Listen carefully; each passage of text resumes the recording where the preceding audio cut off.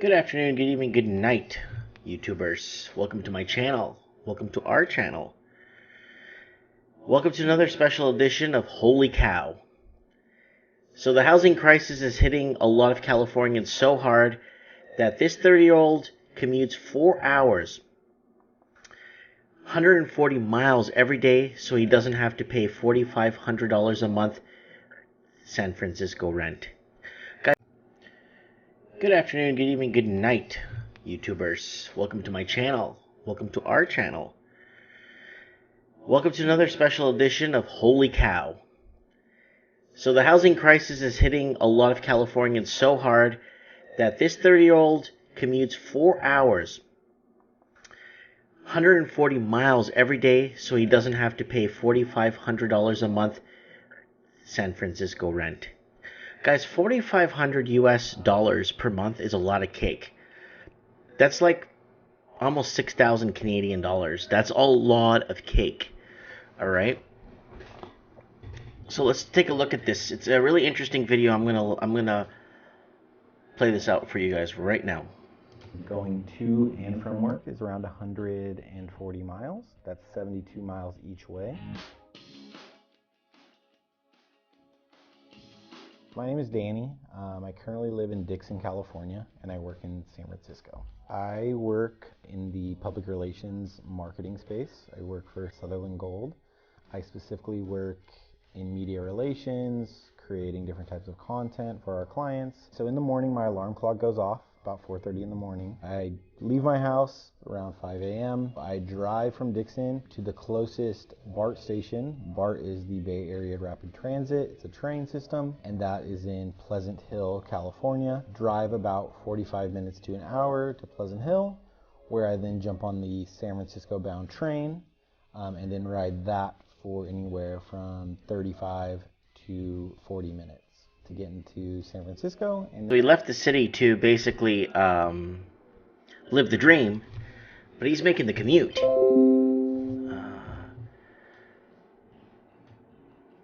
He's making the commute. Wow.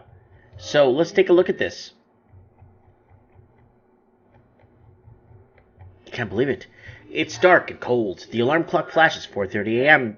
Danny finally drags himself out of bed and mentally prepares for the 2-hour, 72-mile commute ahead of him. And that's just the first half of his journey. Why is this thing playing here? Alright. For almost a year... How do you close this damn thing? For almost a year, Finley, 30, has been commuting to San Francisco Bay Area from the rural town of Dixon, California, where he lives with his wife, Maria. Previously, he traveled 2 hours to his job in Oakland. Now he goes even further to get to his new job as an account executive at a public relations firm, Sutherland Gold, located in San Francisco. Oh my God, if you're his boss, please give him remote work from home. Let this man work from home. Or give him something to do on his downtime on the way to work and from work or something. I don't know, to cut his hours back a bit more. Finally, Finley's usually in his car by 5:10. He tells CNBC, make it. There isn't normally a lot of congestion that early, but once I start to progress, maybe 20 miles in, traffic will start to hit because you're getting into more populated towns as you get closer to the Bay.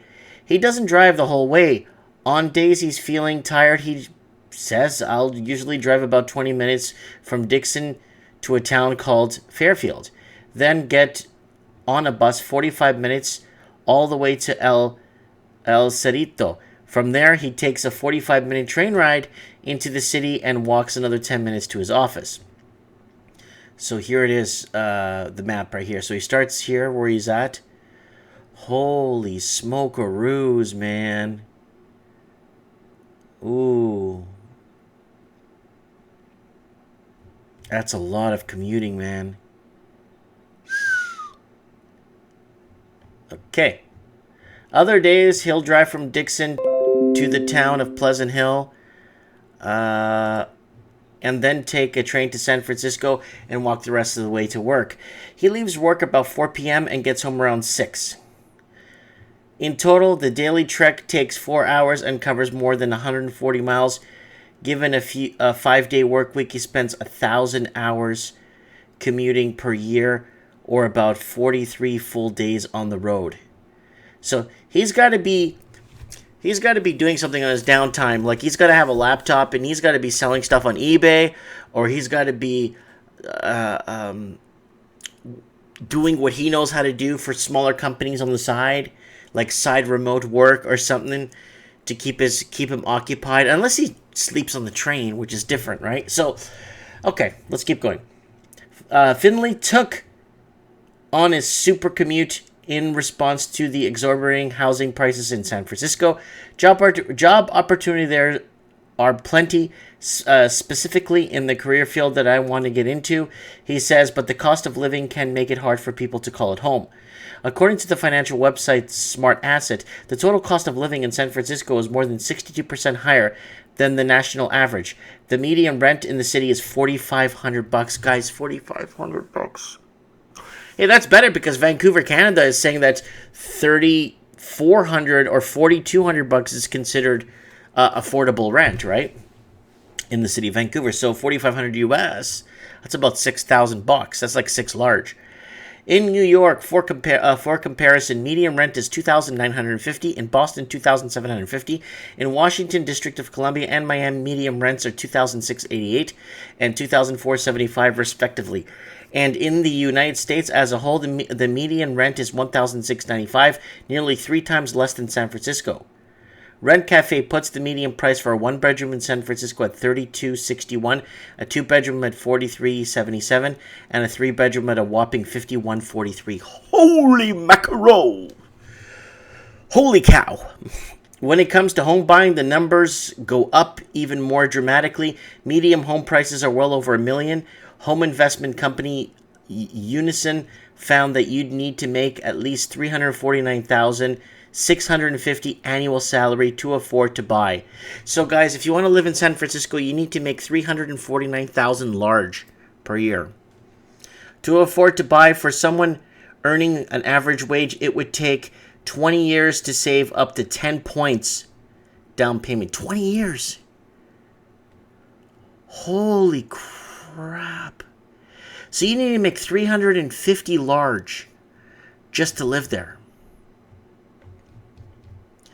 High real estate costs are not isolated to San Francisco. They're a problem all over the Bay Area and Saratoga, and median price for a home is more than $3 million.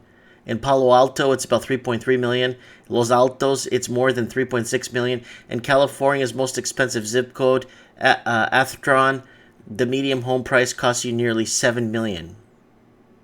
I always thought the highest, most expensive zip code was 90210. Beverly Hills. I always thought 90210 was the most expensive zip code, one of the most expensive zip codes in the United States. I guess I'm super wrong. The problem has reached a point where even those working for Silicon Valley giants Facebook and Twitter are making 6 figures to struggle to afford housing. I read that article how tech developers are having a really hard time making ends meet. One woman making a combined $1 million with her partner says they can't afford a home. What? One woman making a combined $1 million with her partner says they can't afford a home. Okay, I'm going to have to say this one more time because I can't believe my ears. My mouth is saying it, my brain's reading it, but I just can't believe my effing ears. One woman making a combined $1 million with her partner says they can't afford a home. Wow. Some desperate residents have resorted to living in crappy old storage rooms that have been converted into apartments. Others in the Bay Area have resorted to sleeping in their cars. Meanwhile, a growing number of people are leaving the region altogether. Oh yeah, mass exodus from California. I keep telling you guys this. I've been bringing up the mass exodus for California. It's just, who's going to want to live there? Why? Why are you going to slave yourself? You got to pay interest. There's borrowing costs on all that stuff you borrow. In places like Dixon, it's still possible to buy. Finally, a Dixon native, lived in Los Angeles while in college and stayed for work after he graduated. But after he married his wife, also a Dixon native, he says, we started to think about where we really wanted to settle and where we wanted to buy a house. The commute allowed us to let our money go further. Yeah, because you got more buying power, right? Buying power allows you to do a lot more when things become a lot cheaper and your finance costs go down. They now own a 3-bedroom home with a swimming pool and have a mortgage payment of $1,600 per month. The commuting costs aren't too bad either, including gas and public transportation. Finley says he spends less than $150 a week. That's pretty steep. Multiply that by 5,200 weeks, 52 weeks a year. That's a lot of cake too. Still, the traveling has its downsides. For instance, public transportation isn't always reliable, Finley says. The other day, it took him 3.5 hours to get home because there was an accident on the freeway and the bus never showed up. And even when he does get home at his regular time, that doesn't leave many hours to relax and catch up on errands. But by the time I get in, I'm pretty tired, and there's only a certain amount of time that I can do things, Finley says. So, it's like, do I choose to watch TV tonight, or do I choose to go to the gym? Do I go for a run, or do I walk the dog? Everything has a time limit, since there's a time I have to go to bed. So super commuting is getting very, very popular in California. Well, everywhere. Everywhere everything's getting expensive and out of hand, right? So let's take a look here. Super commuting is increasingly popular.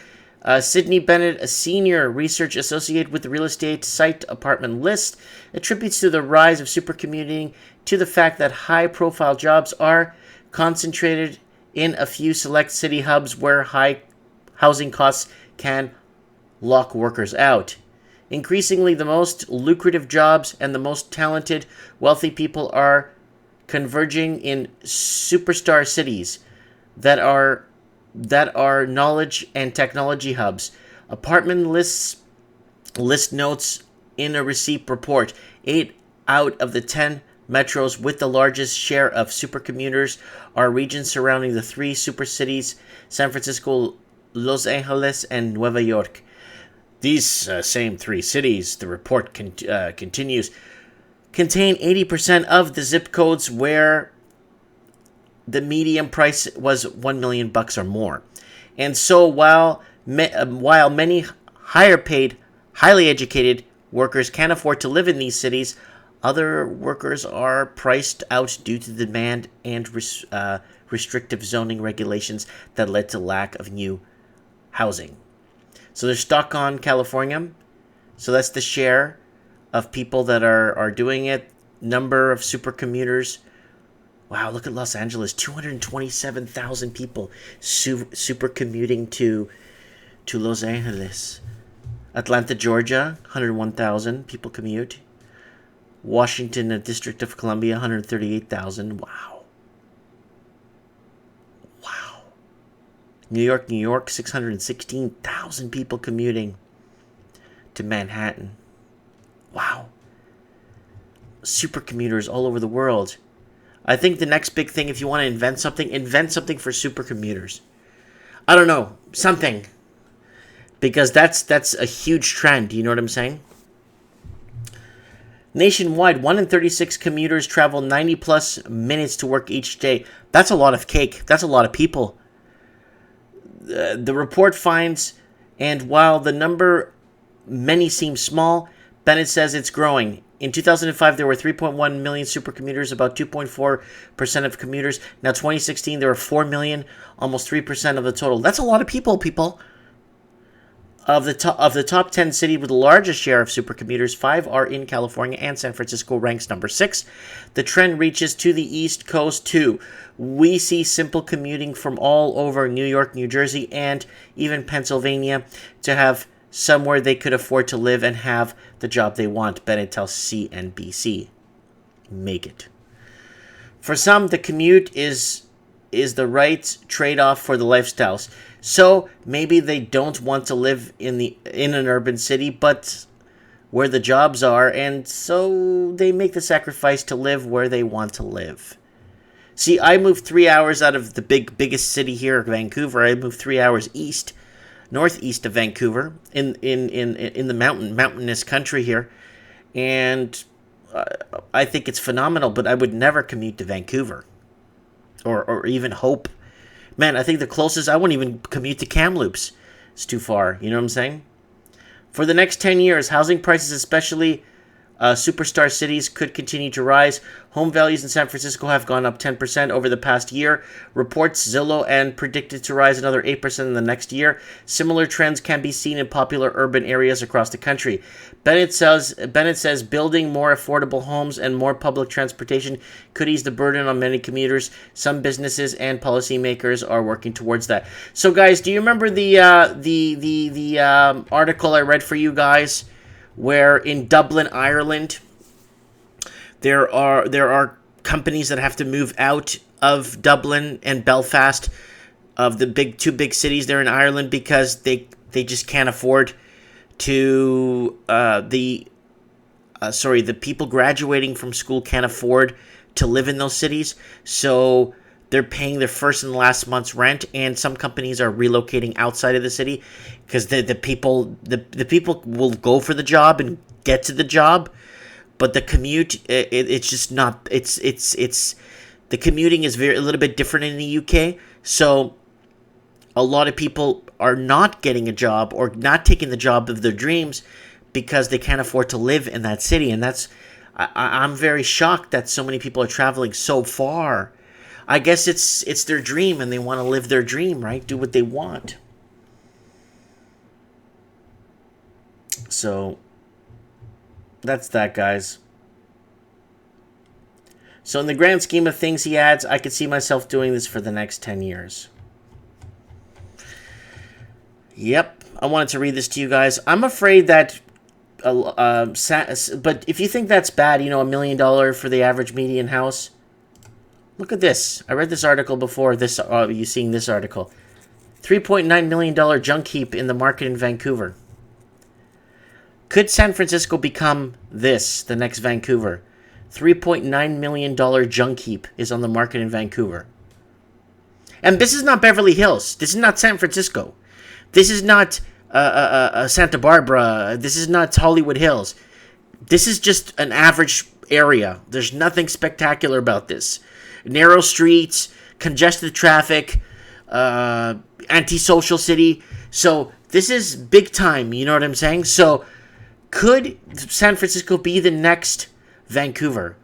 Mass exodus in Vancouver. I'm one of those people. 7 people of the 11 people living in my cul-de-sac are all from the city of Vancouver. So lots of families relocating up here. Heck, I'm even running for city council here in this upcoming elections. Follow my channel. Keep you guys posted on what's going on. I wanted to share this with you guys. Comment below. Could Vancouver be... Could San Francisco be the next Vancouver? $3.9 million for a junk heap. It's still cheaper in San Francisco for a $1 million average median home price. Let me know. Comment below. I'd like to know. Thanks for watching, guys.